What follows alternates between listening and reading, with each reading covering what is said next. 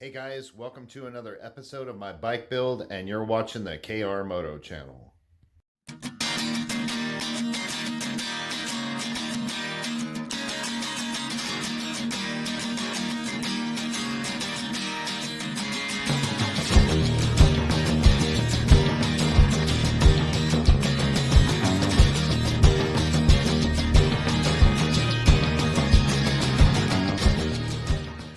This is what we got going on here today. So basically, heads up for everybody. So basically, this is what I got going on here. So this has been really difficult trying to sand this. I mean, it's coming off. You can see some of the stuff down in there. I got the bottom. I wanted to scuff up the paint. I had a little tool that I was doing to sand it down in there. But basically what I'm going to do is I'm going to take this thing to a soda blaster so he can blast this off. I'm not going to use sand. Yeah, so I want to get it all clean and make it look really nice. I want this bike to be Dino Supreme, as I would say. But yeah, I want everything to look really good on this bike. So, but basically, what I wanted to do a short video of is, so I got my Van Hill, my banjo bolts, or whatever you want to call them, your little banjo screws. And I had to order the 90s. These are like more at a 20 degree. So, but I had to order the 90s because the lines were going down here in the front. But if you guys ain't familiar with Van Hill, so these are stainless steel. They're really good brake lines. They break away here and right here. They're easy to replace, to change these. But I got a set of 90s on here. And I'll do you a close-up shot here. You can check them out. So they just basically wrap underneath here, underneath my instrument panel, and go down here. And they're going to the brakes. And my earlier videos, I might put the 20s here instead of run these straight up. But in my earlier videos that you guys seen, I rebuilt the brakes completely. So I'm just trying to get everything put together as far as the brake lines. I haven't done the back brake ones. I think I ordered a gaffy for the back when I should have probably ordered the back at Van Hill. But I do have a blue line. I'll see how it looks. I might change my mind and put a blue one on there. I don't know. Since I've got these banjos, I could put the breakaway one on them. Or later on, I might just order the brake line for it too. So, but basically, I wanted to show you guys this and show you what it looks like here up close. Like I said, it just kind of wraps around up through here, down and around here, and goes here, and goes down through here to each side. And it looks pretty good the way I have it here. Once I get the fender skeleton on here, it has a couple of clips that I'm going to shorten up, because one's for the speedometer cable. So I may shorten it. You know, it's quite long, so I may shorten it and get it a little smaller so it's clipped around these here. I'm going to try sliding these down to here so there's rubber on there protecting that. And I did get some parts in from Babbitt's Online. I think I showed you guys last time. I've got, what did I order? So I ordered the rubber seals and all that, and I think I ordered these new because I was missing one over here. I think I used the one off my GS. That's an old one off my GS. So I just ordered 2 of these new, the bolts for those. So, but you can see the brakes turned out really good on this. I was going to try to take and wipe this off. Maybe right here, try to scuff this off. And maybe do a gold over that. If not, I might just redo these in a black, because they look real good blacked out too. So basically, that's what I got going on here. But what I want to do is I want to get the pistons off of the rods, off the motor. So I'm going to be pushing my bike back, and I'm going to be numbering the pistons. I got some containers to set the pistons in. And then what I'm going to do is I'm going to set them in the Berryman's Ken Dip. So I'll be right back. So if you guys remember right, I had to go outside, get me a table out in the back. This is a good sturdy table from the backyard that we had out there for us to sit on and lay a couple towels down. But anyway, so if you guys remember right, this is what the pistons look like. And my objective is to take these out. We're going to number them. And to make sure that they're correctly numbered, it's always left to right according to the book. Number 1, number 2, number 3, and number 4. So we're going to number these. And I'm going to take these out. And there's some circlips in there. Inside there, you see those little round clips in there. I'll try to get a close-up shot. There's some circlips in there. And I ordered new ones of these. And we're going to take these out. I'm going to clean these up. I'm not going to be able to dip these in the chemical tonight because I've got to get up and go to work in the morning. So I'm just going to clean the pistons up. There's not a lot of gunk inside of here, man. If you guys look at these rings and stuff, these pistons, this is exactly how I disassembled this. There's not a lot of gunk in them, and the pistons look really good. There's hardly any wear on these. And I mean, from what I understand and what I've seen on YouTube, this Berryman's Chem Dip works really good. And so I've got me some of these containers, these little containers, and we're going to number these, and we're going to set them right down inside there with the chemical. And I'm just going to check these, and then once we're done with that, what I'm going to do is I'll get them all cleaned up, get them separated, and then I'm going to have to crack this case open because I'm going to replace this chain. But basically, I just wanted to prep this tonight and get this done so that way this weekend I can get to work on this thing, because I got to get shit done on this thing, guys. I got to get this motor in here. I found an easy way how to put the motor in. It does take 2 people, but there was a guy actually on YouTube that showed a very easy way of putting a motor in a bike. So, and it's a lot easier than what I was thinking it would be. As long as I get the right stuff and do it the right way, there should be no problem. But yeah, so I'm going to have to break this down and let's get these pistons off. See, all I did is I went to Dollar Tree and I bought these for $1. Hey, there's 2 in there. Oh my goodness. Okay, guys, so what you're going to want to do next is there was 2 of these in there, as you've seen, and each one for $1. So these should be thick enough to hold the chemical. I don't think it will do anything to them. These pistons are only going to sit in there. They can't soak no more than 4 hours. I don't know what it does to the aluminum. I don't want to find out. I don't want to ruin my pistons. But from what everybody said on YouTube and what the back of the can says, it's not supposed to sit for more than 4 hours to aluminum. So we don't want to leave them soaking that long. But all you need is something like this right here. These 4 little containers. And I got lids for them so they could sit in there nice and soak in there. And I even got one for my clutch, my EBC clutch that I got soaking in there. You can see that right there.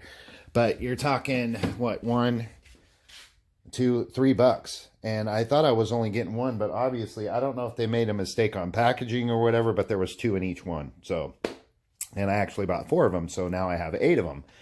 But so just get you some painter's tape. I just didn't want to mark it up on top of the lid and leave it that way. I didn't want this ink to wipe off the top, because you want to make sure that you put the piston right back where you got it from. So like when you're cleaning house, wipe the table off, put back the knickknacks right where they came from, or the wife will get upset. So, but anyways, I'm going to get these pistons off of here, and I got to get the circlips out of here.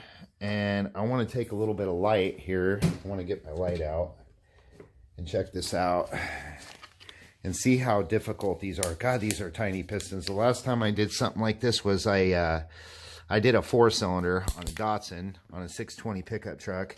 And you can kind of see, if you look down in there, you can see that circlip sitting there. And basically what I'm going to do is I'm just going to take a small screwdriver and stick it right in there. And I'm going to pop that out, and I'm going to pop the wrist pin out. You could, if you wanted to be really cheap, you could probably buy 4 of those instead of buying 8 and pop the wrist pin out from one side. And then just push it through and leave the other pin in the other side of the piston. But I don't want to do that. I've been getting really anal with this thing. I want everything to run good. I want, you know, everything to be well with the bike. When I put it together, I don't want to have to question myself on stuff that I forgot. So, but I'm going to get these out real quick and we're going to go from there. So I don't know if you can see what I'm doing here. So basically we're going to stick our little screwdriver in there and we're just going to pop this circlip out of here. Looks like it's starting to come out. Hopefully you guys can see that. It says in the manual that you don't want to reuse these. And so we're going to go by what the manual says. But I mean, look at that. Oops, I dropped it.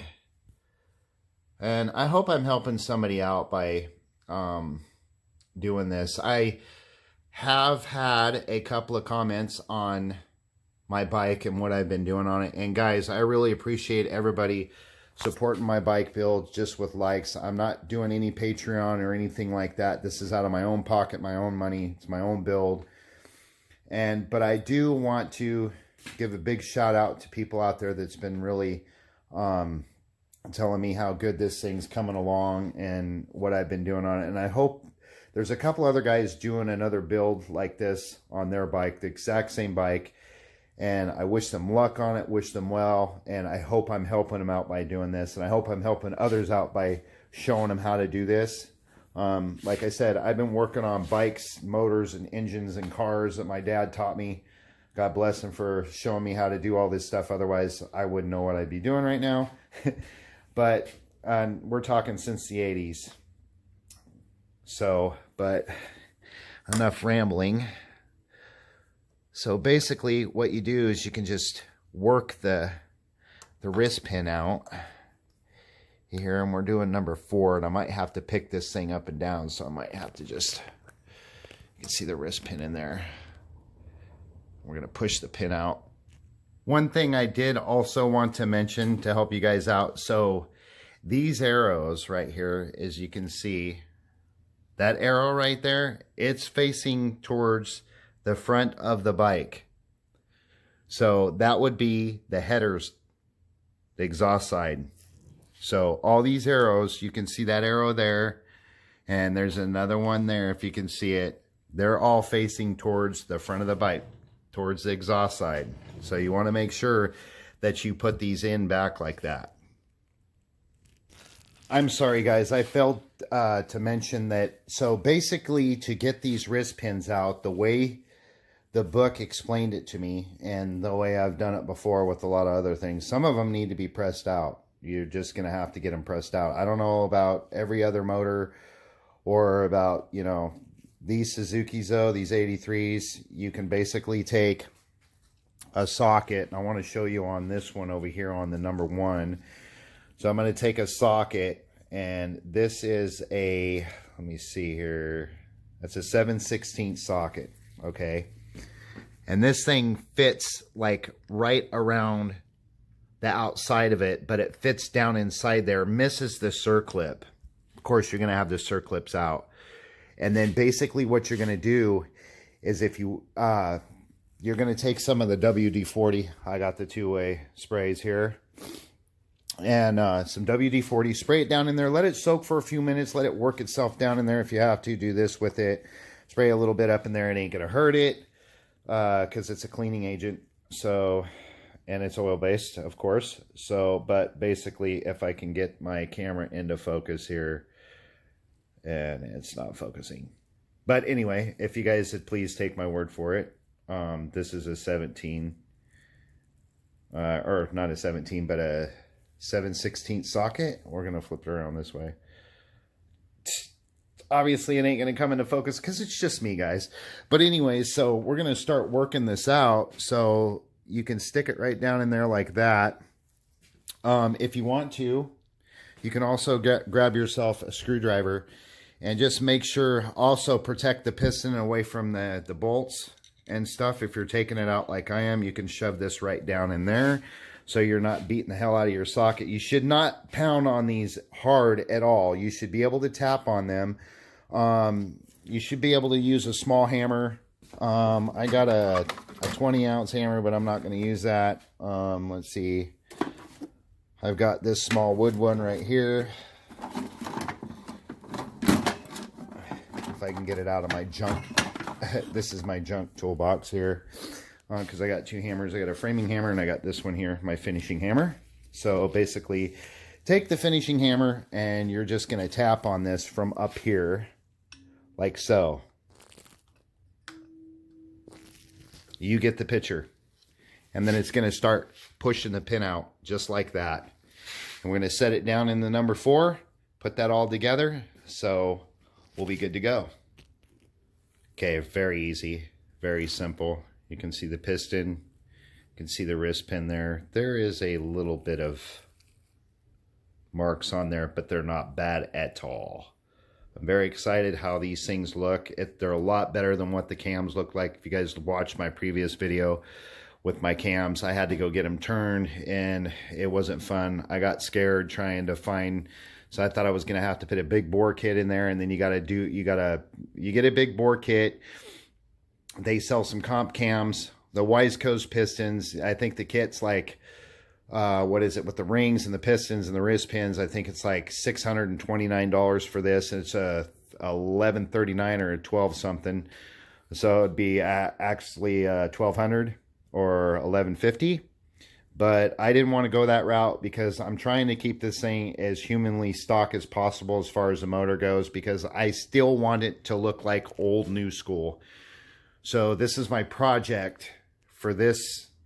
I guess the name of the project would be 8398, because everything on this bike is 83 and 1998 except for the kickstand and the rear sets. The kickstand's from that Honda over there, 2018, and then the rear sets are off of Kawasaki 1200, a 2000.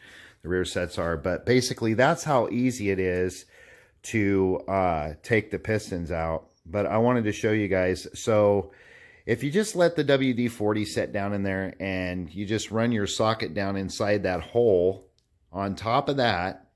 So I want to show you guys this real quick so I can be a little bit more specific. I know some of my videos, they suck, and I'm sorry that I'm not doing any writing, but like I said, I have to concentrate on this bike build because I want this thing to be able to go to some shows. I want to take it to a couple of the cruise-ins. I want to take it to the gut and just show everybody my bike. But you can kind of see how this 17 or 7/16 socket, I don't keep wanting to say 17 millimeter. I don't know why, because I'm thinking in metric because the bike's Japanese. But you can basically see that. That's a 7/16 socket, and it just fits through the hole and right on top of the wrist pin. So basically very little tools to do this with. So I'm going to finish this up, get the pistons off, and just try to get this done, make it maybe a 25-minute video. I did want to mention too, you don't want to take these out dry, okay? And the reason for that is in case there's any dirt in there or anything like that, you don't want to scar up the wrist pins if you're going to reuse them like I am. So I'm just going to spray some more down inside this right here. And like I said, when you're doing these, you know, protect your pistons, put a rag around there like this, because the way you're going to be taking them out, or however, oh, I'm sorry, I need to put the camera down here. And again, I forgot to charge my GoPro. It ran out of battery power from doing the last video. I did use it for a little bit, but it's been tucked away for a while because like I said, I haven't been riding. So you just want to keep that stuff away from banging any metal, and just protect the piston. Put the piston head like that. It's a little bit more easier to get it that way. And then, like I said, you're going to take this socket and you're going to stick it in there. And the socket's not going to get stuck in there, guys, because it's smaller than the wrist pin. So, and then you're just going to bang on the end of that, and it's going to start moving that wrist pin. And if it does get kind of stuck in there, you're just going to have to work with it. You can move the piston around in there, kind of like yay, like that, like so, or whatever. But it should kind of come right out of there. You shouldn't really have any problems unless these pins have been pressed in with a press. Then you're kind of screwed. You've got to take them and have the pins pressed out. So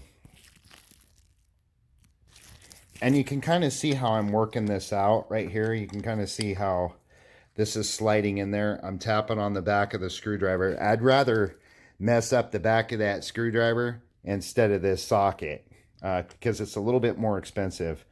So, but you can kind of still see the WD-40 on there, and just be gentle with it. I mean, you can kind of pound on it a little bit if you have to, but like I said, just drench that thing with some WD-40 or some PB Blaster or whatever you have that's can lube it up real good, and you can see how really you can see how good these wrist pins are. I mean, they're not bad at all. I mean, they're pretty good. So we're gonna pull this one out. We're going to take the socket out here. Should be able to clear. Exactly. I'm going to look down inside there where the wrist pins are rolling around at. Make sure there's no fatigue in there, no metal burrs or anything like that. Make sure that this is nice and smooth. And the back of the piston looks good. The whole piston, I mean, look at you guys. I cannot believe this. I'm baffled by the way these look. I mean, there's a little bit of scratching there, but that's nothing. That's normal. But these pistons look really good. So we're just going to flip that upside down like that. Stick this back in there and maybe be able to push the rest of it out. And by all means, don't drop these on the floor because you don't want pits in them if you're going to reuse them. So I'm just going to push... I'm going to tap this thing out like this. So tap it on it. You can see it going out. Okay. I may have to use a hammer. I mean, what do you think, guys? And these are... God, I wish this camera would come in focus. I don't understand. Maybe if I get a little closer. So you guys can get a good look at that. I mean, there's a little... discoloration there. I don't feel any grooves in there. Just discoloration is all that is. I don't see any pit marks or anything like that. That's what we're looking for. Nothing. Just a little bit of scarring. And that's normal. That's what the book said. That's normal. And I don't want to spend, I think these were like, I want to say they were $14, $15 a piece, almost 20, so maybe even a little bit more. But I can't remember what Babbitt's Online was selling these for. But I'm just going to put them right inside there with the piston. So I did 1 and 4. So basically, I can get the engine up to the top dead center on 2 and 3 and shove the rods back down. It makes it a little bit more easier. You have more drive. So you definitely do, I want to say you definitely do want to use a screwdriver because basically, or a Phillips, it doesn't matter. So you see how that's sitting in there. So you're driving that socket in there, and basically when it pushes the pin through there, through the piston, this will actually stop it from like marking it instead of hitting it with a hammer. If you miss and you hit this damn thing with a hammer, you're going to F this piston up and you're going to set yourself up for a real bad day. So you don't want to do that. So I would recommend using this, or they make a tool for this, I believe. And if you want to spend the money, by all means, go ahead. But this is how we used to do it, old school way, back in the 80s, man, on these 4-cylinder Datsun 510s, 620 pickups, and 240Zs. This is what we did. A good mental note too, so you don't get stuff screwed up, because you can, we're human. The next piston you're going to do, just make sure you take the lid off of, this one's covered, it's empty, you know it's empty. That way, you know, everything is getting taken off the right way, and it's going to get put back the right way. Another tool that's actually been a lot better than the screwdriver is a pair of these needle nose, and they're round on the end. You could probably use a pair of flat ones too to pull it out. It'd probably be a little bit more easier than the screwdriver, especially with the inside here. So yeah, note, you can use these too. You can kind of see why they want you to they want to put you new ones in there. You can kind of see that these are like egg-shaped. get the camera adjusted here, but you can kind of see and tell how those are egg-shaped. Also, guys, the reasoning for the rags and stuff like that is, of course, to protect the pistons. I don't know what this shit is there.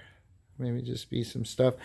You right here where your cam chain goes, your cam chain shaft in this cam chain guide, you do not want to lose one of these circlips down inside there. You're going to be trying to fish that out, and so you want to cover up the holes and make sure that you're not going to lose any of those circlips. Now, I am going to be breaking open the engine case, but I don't want to really, I'm not going to disassemble the cam unless there's something wrong with the main bearings. I don't think there are. Those are so good and tight in there. Look at that. There's very little wobble in there. I mean, very little. And I'm going to take and see what the measurements are for that as far as movement, but it's basically the up and down is what I'm looking for in here. There's a little bit of movement. I know there's supposed to be a little bit of play in there, a little bit, but you can see, like, I'm just barely moving that. But basically that's where the rags come into play, is to help and then protect the piston also as well. You know, it's amazing, guys. Back in the 50s, they used to take lawnmower pistons out of a lawnmower, and they clean them all up, polish them along with the wrist pin, drill a hole in there, and they'd use one of these as a gear shift knob. You know, could do yeah, but they'd use that as a gear shift knob. But basically, yes, this is my third piston, my last one, and probably should wrap up this video. I know it's a lot longer than when I was supposed to make it, but I just wanted to show you guys what to do with something like this, and that you could do it yourself. And we're going to look down inside here, do a little look-see, make sure everything looks good. There's a little bit of crap inside there. You can look and see, you see the crap in there, but I checked the rods and the throw and stuff on there, and they look and they feel really good. You can see the little round rings in there that actually hold, I guess, help hold the bearings in there, the main bearings. And you can see the gears in there and stuff, and it just looks super clean. I don't see a lot of scarring in there, but we'll figure that out once we crack the case open. But, oh yeah, and I wanted to add one more thing to my video before I take off. Oh, guys, look at this little guy. His name's Kiefer. I call him Doc, though. That's my daughter's dog. But ain't he cute? Another addition to the family. Another moto vlogger. Anyways, guys, if you like my video and you learned anything, please hit the subscribe button. Don't forget to hit the like, and don't forget to hit that little notification bell. And thanks for watching, and we'll see you later. Bye-bye.